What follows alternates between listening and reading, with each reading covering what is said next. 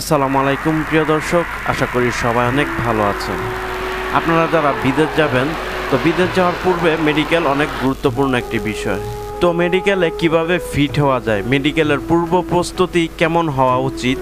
তো মেডিকেল করার পূর্বে আমরা অনেকেই দুশ্চিন্তা থাকি যে মেডিকেল ফিট হবে না আনফিট হবে, মেডিকেলের পূর্বে কি করণীয়।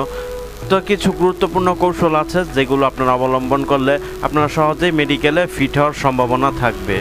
তো মেডিকেল করার পূর্বে কি করণীয়, কিভাবে মেডিকেল করবেন, এই নিয়ে আজকে আমাদের এই আয়োজন। আমি এনএ সোহাগ আপনাদের সঙ্গে আছি। আমাদের ইউটিউব চ্যানেল আপনাদের সবাইকে ওয়েলকাম। তো কথা না বাড়িয়ে চলুন চলে যায় মূল ভিডিওতে। আর যাবার আগে ছোট্ট একটি অনুরোধ, যদি আপনারা আমাদের চ্যানেলটিতে নতুন হয়ে থাকেন তো প্লিজ সবাই আমাদের চ্যানেলটি সাবস্ক্রাইব করবেন আর পাশে থাকা বেল বাটনটি ক্লিক করে রাখবেন, যাতে বিদেশ যাওয়ার সংক্রান্ত সব ধরনের তথ্য সর্বপ্রথম আপনার মোবাইলে চলে আসে।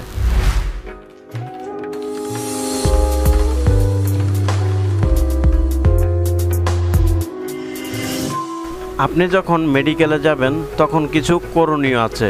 সবচেয়ে গুরুত্বপূর্ণ যে বিষয়টি সেটি হচ্ছে কোনো প্রকার চিন্তা করা যাবে না। যদি চিন্তা করেন তাহলে আপনার রক্তের চাপ বেড়ে যেতে পারে। তো আপনার মধ্যে মানসিক স্বস্তি থাকতে হবে, কেননা যদি আপনার রক্তের চাপ বেড়ে যায় তাহলে মেডিকেল রিপোর্টে খারাপ কিছু হতে পারে। তো সেজন্য কোনো প্রকার চিন্তা করবেন না। একটি কথা মনে রাখবেন, আপনার কপালে যদি বিদেশ লেখা থাকে তাহলে দুনিয়ার কেউ আপনাকে আটকায় রাখতে পারবেন, আপনি বিদেশ যাবেন। আর যদি বিদেশ না থাকে তাহলে যদি দুনিয়ার মানুষ আপনাকে নিয়ে দিয়ে আসে তাও আপনি যেতে পারবেন না। তো এইসব বিষয় নিয়ে কোনো প্রকার চিন্তা করবেন না, যে ভাগ্যে যা আছে তাই হবে। তো মেডিকেলের সময় আপনার রিল্যাক্স মোডে থাকবেন, হাসি খুশি থাকবেন, কোনো প্রকার বাজে চিন্তা ভাবনা আপনার মাথায় আনবেন না। বন্ধুরা, আরেকটি গুরুত্বপূর্ণ কথা, সেটি হচ্ছে মেডিকেলের আগের দিন আপনি পর্যাপ্ত পরিমাণ ঘুমাবেন এবং মেডিকেলে যাওয়ার সময় পরিষ্কার পরিচ্ছন্ন হয়ে যাবেন, পরিপাটি হয়ে যাবেন। আরেকটি কথা লক্ষ্য রাখবেন, আপনি ক্লিয়ারভাবে কথা বলবেন এবং স্পষ্ট ভাষায় কথা বলবেন। কথা বলার সময় অনেকে নার্ভাস হয়ে যায়, এরকমটা যেন না হয়। আর পরিষ্কার পরিচ্ছন্ন এই জন্য থাকবেন যে আপনি ওই দেশে গিয়ে কিভাবে থাকবেন এটাও ডাক্তাররা অনেক সময় দেখে থাকে। তো এই জন্য আপনারা পরিষ্কার পরিচ্ছন্ন পরিপাটি হয়ে মার্জিত পোশাক পরে তারপর মেডিকেলে যাবেন। মেডিকেল সেন্টারে অনেক সময় দেখা যায় যে চুল কাটে না, শেভ করে না, পাগলের মতো দেখা যায়। গলার মধ্যে মোটা একটা চেন, হাতের মধ্যে মোটা চেন, কানে দুল, এইসব জিনিস অনেক দেশে পছন্দ করে না। তো এইগুলো থেকে আপনারা বিরত থাকবেন, মার্জিতভাবে মেডিকেলে যাবেন। তারপর মেডিকেল করার আগে আপনি পর্যাপ্ত পরিমাণ রেস্ট নেবেন। জার্নি করে গিয়ে হুট করে মেডিকেল করবেন না, তাতে আপনার অনেক সমস্যা হতে পারে। আপনি এমনিতে ক্লান্ত থাকবেন, তারপরে আবার জার্নি করে গেছেন, রক্তের চাপ বাড়তি থাকবে। তো এই জন্য আপনারা পর্যাপ্ত পরিমাণ রেস্ট নেবেন। আবার আপনারা অনেকে অনেক দূর থেকে মেডিকেল করতে আসেন। তো দূর থেকে মেডিকেল করতে আসলে আপনার মেডিকেল সেন্টারে মিনিমাম 2 ঘন্টা বা 1 ঘন্টা আগে মেডিকেল সেন্টারে উপস্থিত থাকবেন। মেডিকেল সেন্টারে বসার মতন অনেক জায়গা আছে, আপনি ঠান্ডা এবং ভালো একটি জায়গায় 1 ঘন্টা 2 ঘন্টা বসে রেস্ট নেবেন। জার্নি করলে শরীর এমনিতেই দুর্বল থাকে, রক্তের চাপ বাড়তি থাকে এবং নানান রকমের টেনশন থাকে। তো আপনারা একটু রিল্যাক্স মোডে বসে এক জায়গায় বিশ্রাম নেবেন, তারপর কিছু খাওয়া দাওয়া করবেন। এখানে একটি কথা লক্ষ্য রাখবেন, খালি পেটে আপনার মেডিকেল করা যাবে না। তখন আপনার কি হবে যে শরীরে অনেক অংশে কাজ করবে না, তাতে আপনার মেডিকেলে খারাপ রিপোর্ট আসতে পারে।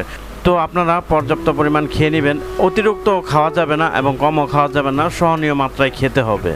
বন্ধুরা, ভিডিওটি ভালো লাগলে অথবা আপনার যদি উপকার এসে থাকে তো প্লিজ সবার কাছে অনুরোধ রইল আমাদের চ্যানেলটি সাবস্ক্রাইব করবেন আর ভিডিওতে একটি লাইক করে দিবেন।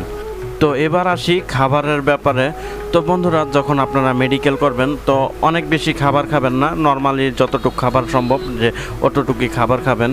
আর ওই সব জিনিস খাওয়া যাবে না যেগুলো খেলে রক্তের চাপ বেড়ে যাবে, যেমন tiger, Coke, speed, 7 up, cold drinks ইত্যাদি আপনার খাওয়া যাবে না। আর কেক খাওয়া যাবে না, যেমন ধরেন যে রং করা কোনো জিনিস খাওয়া যাবে না।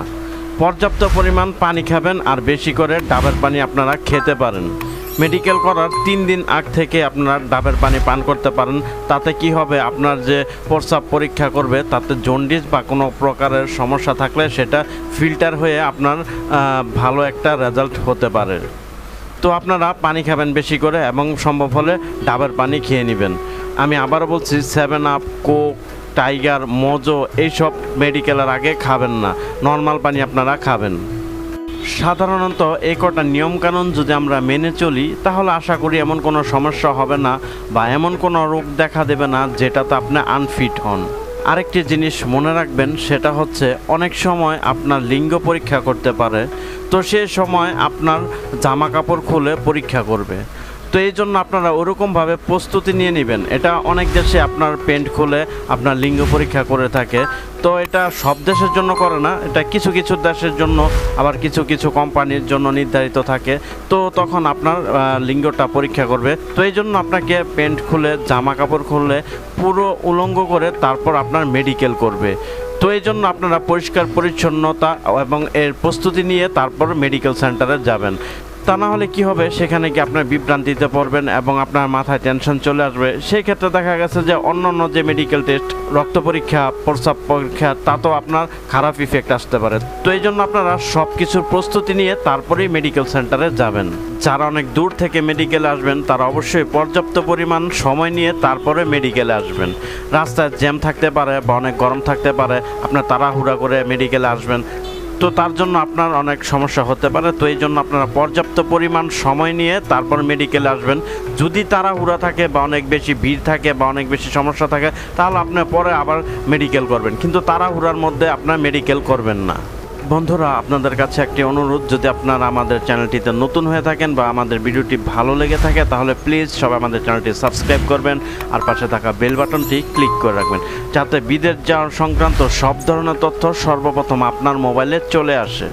তারপর আসি মেডিকেলের আরেকটি গুরুত্বপূর্ণ বিষয়, সেটি হচ্ছে আপনি যখন মেডিকেল সেন্টারে যাবেন বা মেডিকেল করার সময় যে রিসিট দিবে, সেখানে আপনার পাসপোর্ট নাম্বার, আপনার নাম, আপনার বাবার নাম, আপনার মার নাম এবং নাম ঠিকানা এগুলো সঠিকভাবে লেখা আছে কিনা সেটি আপনারা লক্ষ্য রাখবেন। যদি কোনো রকমের কোনো ভুল হয়ে থাকে তাহলে আপনারা সঙ্গে সঙ্গে যে হসপিটাল কর্তৃপক্ষ লোকজন আছে তাদের সাথে যোগাযোগ করে এই আপনার ভুল নাম ঠিকানা, পাসপোর্ট নাম্বার এগুলো সংশোধন করে নেবেন। কেননা আপনার যদি পাসপোর্ট নাম্বার ভুল হয়, নাম ঠিকানা ভুল হয়, আপনার পিতার নাম বা আপনার নাম বা যার নামে যে কোনো কিছু একটা ভুল হলে সেটা আপনার পরবর্তীতে সমস্যা হতে পারে। যেমন ধরেন আপনি মেডিকেল টেস্ট করিয়েছেন কিন্তু নাম আসলো আরেকজনের বা পাসপোর্ট নাম্বার আরেকজনের, তাহলে কি হবে, যখন আপনি সেটা ভিসার জন্য সাবমিট করবেন তখন এটা তারা মানতে চাইবে না যে হয়তো আরেকজনের মেডিকেল টেস্ট আপনারা এই ফিট করিয়ে তারপর দেওয়া হয়েছে। এই জন্য আপনার অনেক বড় সমস্যা হতে পারে। এই জন্য আপনারা এটা ভালো করে চেক করবেন যে নাম ঠিকানা পাসপোর্ট নাম্বারটি ঠিক আছে কিনা। আর যদি আপনারা মেডিকেল হওয়ার আগে চেক না করেন, যদি মেডিকেল হয়ে যায় তাহলে কিন্তু আপনাকে আবার পুনরায় মেডিকেল ফি দিয়ে তারপর আপনার টেস্ট করতে হবে।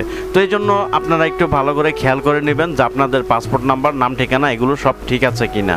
বন্ধুরা, ভিডিওটি যদি আপনারা না বুঝেন বা কোনো কিছু জানার থাকে তাহলে আপনারা কমেন্ট করতে পারেন, আমরা উত্তর দেওয়ার চেষ্টা করব, অথবা ডেসক্রিপশন বক্সে আমাদের মোবাইল নাম্বার দেওয়া আছে, সেখান থেকে চাইলে আপনারা সরাসরিও ফোন করে জেনে নিতে পারবেন। তো ধন্যবাদ সবাইকে আপনাদের মূল্যবান সময় নষ্ট করে আমাদের এই ভিডিওটি দেখার জন্য। তো বিদেশ যাওয়ার সংক্রান্ত সব ধরনের তথ্য পেতে আমাদের চ্যানেলটি সাবস্ক্রাইব করে পাশে থাকা বেল বাটনটি ক্লিক করে রাখবেন, যাতে সব ধরনের তথ্য সর্বপ্রথম আপনার মোবাইলে চলে আসে। তো আবার দেখা হবে নেক্সট কোনো ভিডিওতে। ততক্ষণ সবাই সুস্থ থাকবেন, ভালো থাকবেন, খুদা হাফেজ।